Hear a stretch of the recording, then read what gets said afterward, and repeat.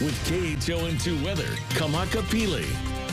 Aloha poa. Ono, happy Saturday. It is a gusty day outside with winds breezing through the islands, 20 up to 30 miles per hour.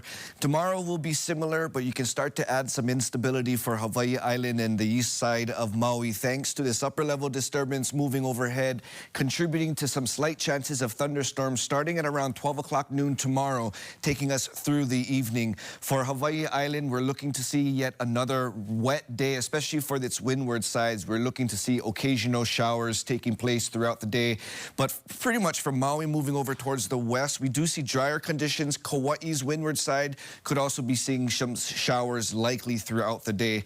That, of course, in addition to all the threats and advisories that we have, wind advisory, we had the high surf advisory, gale warning, small craft advisory for you boaters, and then coastal flooding, the threat of some coastal flooding for the next few days thanks to the high tide and some high levels in our ocean conditions and the waters. And part of that has to do with the strong easterly trades that are breezing in, creating the choppiest conditions and that high surf advisory for east-facing shores. 8 to 12 footers tomorrow, 1 to 3 for the south, 2 to 4 for the west here on Oahu, 3 to 5 up towards the north sides of the islands.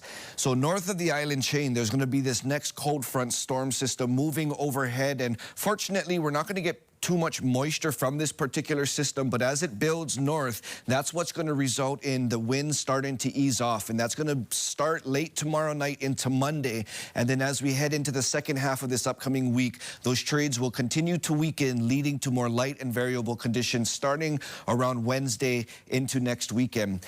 In this water vapor imagery, we can see somewhat of this counterclockwise motion. That's indicating that upper level disturbance. Again, that's what's going to help contribute to some of that thunderstorm activity, the chance of the east end of the island chain. In terms of showers tomorrow, the main focus will be for the windward side of Hawaii Island. Again, that's where we're going to be seeing the heaviest chance of showers, even windward side of Kauai. As we get into Monday, we're starting to see some drier conditions, but then there are still some pockets of heavier showers that are going to be blown in with those trades, really starting Tuesday, taking us through the middle of the week.